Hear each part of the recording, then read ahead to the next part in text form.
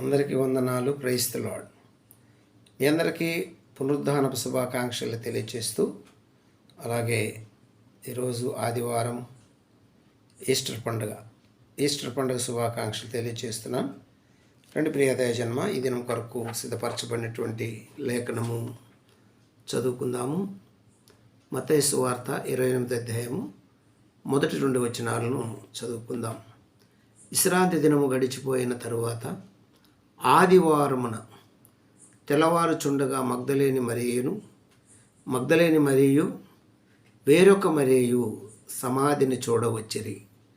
ఇదిగో ప్రభుదూత పరలోకం నుండి దిగివచ్చి ఆ రాయి పొర్లించి దాని మీద కూర్చుండెను. అప్పుడు మహాభూకంపము కలిగెను.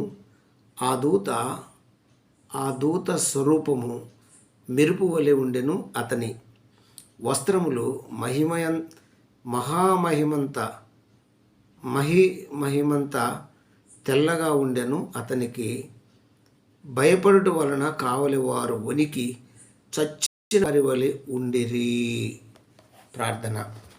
పరిశుద్ధుడు ప్రేంగలిన తండ్రి, చదవబడిన వాకు విరిచి మాకు వడ్డించి మాతో మాట్లాడి మాయం పొందమని యేసునామమున అడుగుచున్నాను తండ్రి. ఆమేన్. హల్లెలూయా. దేవునికి స్తోత్రం కలుగును గాక. క్రీస్తు ప్రభునందు నాకు అత్యంత ప్రేమైనటువంటి జీవం కలిగిన దేవుని కుటుంబమా, దైవ సమాజమా, యేసుక్రీస్తు ప్రభువారు శిలువ మీద మరణించి, యేసుక్రీస్తు ప్రభువారు పాతిపెట్టబడి, యేసుక్రీస్తు ప్రభువారు 3వ దినాన తిరిగి లేచాడు. అందుకే ఆయన మృత్యుంజయుడు అయ్యాడు. ఆయన మృత్యుంజయుడు అయ్యాడు కాబట్టి ఈ మృత్యుంజయుని యొక్క పునరుద్ధానంలో నేను పాలిపంపులు పొంది అని పౌలు భక్తుడు తహతహలాడాడు. భక్తులందరూ చాలా పోరాటం చేశారు. దేవుని బిడ్డరా, కాబట్టి యేసు పునరుద్ధాన దినము మనకు అవసరము. యేసు దేవుడా మనుషుడా అనే విషయాల్లో చాలా విషయాలు మనము చాలాసార్లు మాట్లాడుకుంటూ వచ్చాము. యేసు ఈ భూలోకం మీద 33.5 సంవత్సరాలు మానవ రూపమెత్తి మనిషికి ఉన్నటువంటి అన్ని ఆకలి దప్పులు, అన్ని గుణలక్షణాలు కలిగి ఆయన 33 సంవత్సరాలు బ్రతికి ఆయన చనిపోయాడు. ఎందుకంటే మనుషులు చనిపోవాలి.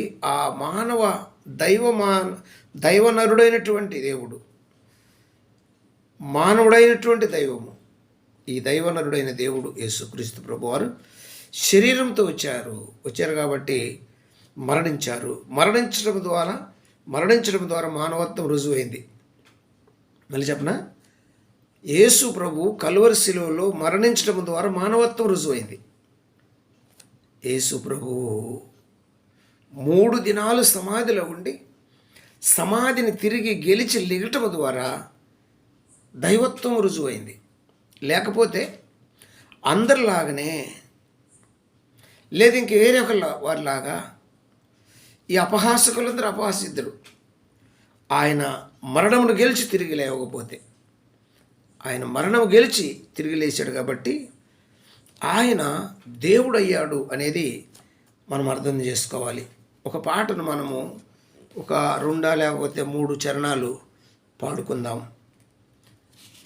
దేవుని ప్రవక్త అపోస్తలుడు డాక్టర్ అద్దంకి రంజిత్ ఓబిర్ గారు రాసి పాడినటువంటి పాటలో ఇలాగ రాశాడు. గొప్ప సువార్త పాట చూడండి. ఓ వినుము సోదర పరమ గురుని బోధ, నమ్మిన తొలుగు నరక బాధ. ఓ వినుము సోదర పరమ గురుని బోధ, నమ్మిన తొలుగు నరక బాధ. కులమత భేదములెందుకు మానవులెల్ల పాపులండి, కులమత భేదములెందుకు మానవులెల్ల పాపులండి. జగమునందు ఎందెందు వెతకిన నీతి పరుడు లేడు, దేవుని వెతకువాడు లేడు.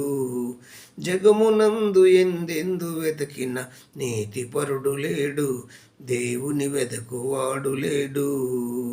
ఓ వినుము సోదర పరమ గురుని బోధ, నమ్మిన తొలగు నరక బాధ. ఇక్కడ కుల మత భేదాలతో జనాలు కొట్టుకొని చేస్తున్నారు. కులమత భేదములు ఎందుకయ్యా? కులమత భేదములు ఎందుకు? మానవులెల్ల పాపులేనండి. జగమునందు ఎందెందు ఎతికిన నీతిపరుడు ఒక్కడు లేడు. అందరూ దోచుకునేవారు, దాచుకునేవారే. నీతిపరుడు జగమునందు ఎంత ఎతికినా చాలా కష్టం దొరకటము, తక్కువ సంఖ్యలో దొరుకుతారు అని రాశాడు. జగమునందు ఎందెందు ఎతికిన నీతిపరుడు లేడు, దేవుణ్ణి వెదకువాడు లేడు అంటూ కింద ఆ 2వ చరణంలో పాపులకెల్లడి దొరికెడి జీతము నరకము సుమ్మండి, పాపులకెల్లడి దొరికెడి జీతము నరకము సుమ్మండి, ఎంత గనులకైనా నరకము తప్పదు నిజమండి, నరకపు బాధ గొప్పదండి, ఎంత గనులకైనా నరకము బాధ, ఎంత గనులకైనా నరకము తప్పదు నిజమండి, నరకపు బాధ గొప్పదండి. ఓ వినుము సోదర పరమ గురుని బోధ, నమ్మిన తొలగు నరక బాధ. మూడో చరణంలో నరకమనగ పూదోట కాదది అగ్నిగుండమండి, నరకమనగ పూదోట కాదది అగ్నిగుండమండి, అగ్ని ఆరదు కాలెడి వారి చావురాదు సుండి, విడుదల పొందలేరు సుండి, అగ్ని ఆరదు కాలెడి వారికి సావురాదు సుండి, విడుదల పొందలేరు సుండి.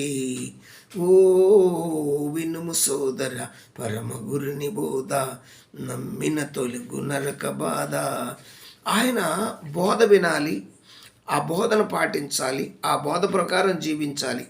జీవించకపోతే మానవులు నష్టపోతారు అని సువార్తలో 19 చరణాలు రాసిన పాటలు.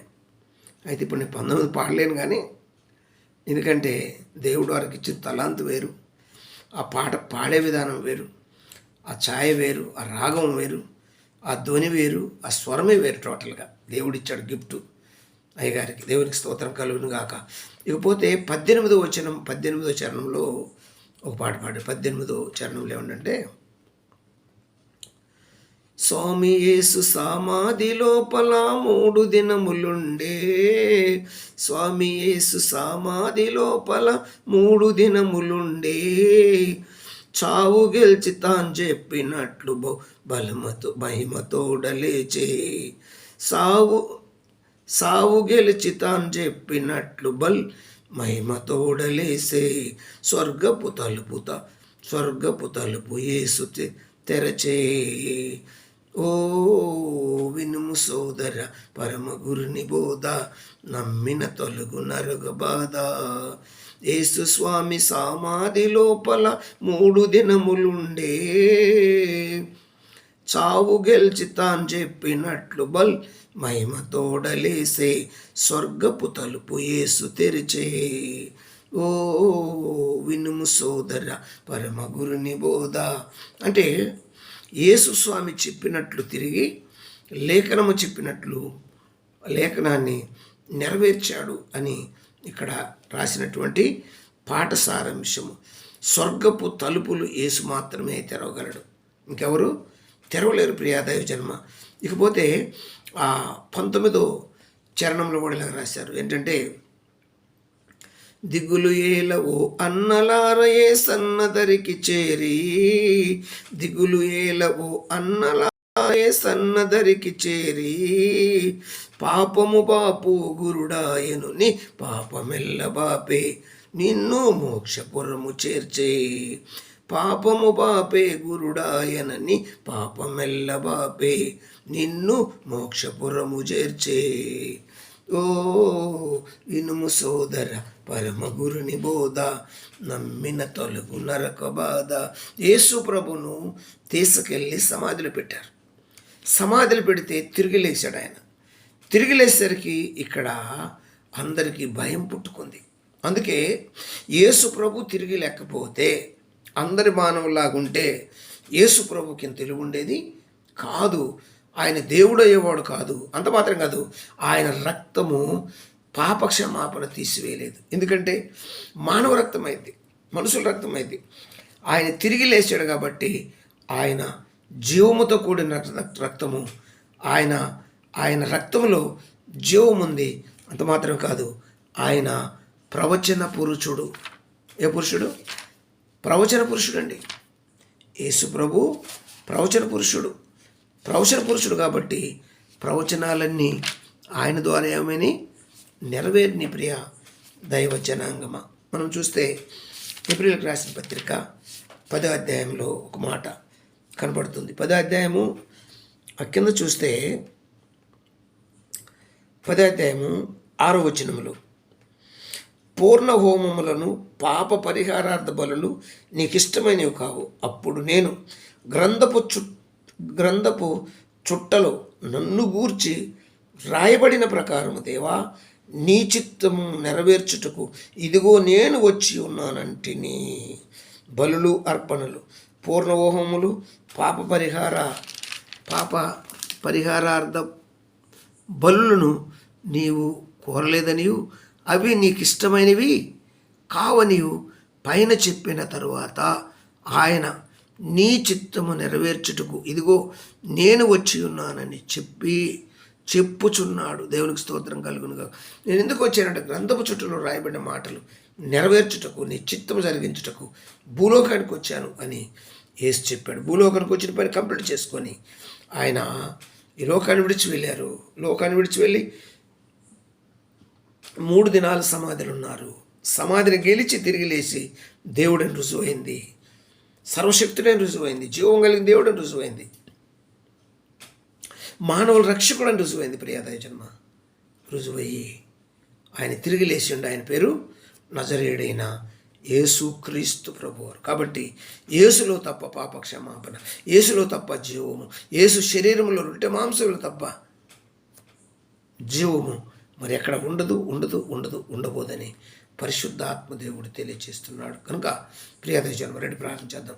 పరిశుద్ధుడు ప్రేమ కలిగిన తండ్రి, ఇతబడిన ఫలింపచేసి మహిమ ఘనత ప్రభావాలు పొందమని నీ దగ్గర ఉంచమని చిన్నమని మీ పాస్టర్కి చేర్చుకోమని యేసునామములో అడుగుతున్నాను తండ్రి. ఆమేన్. God bless you. దేవుడి మిమ్మల్ని దీవించి ఆశీర్వదించునుగాక. ఆమేన్.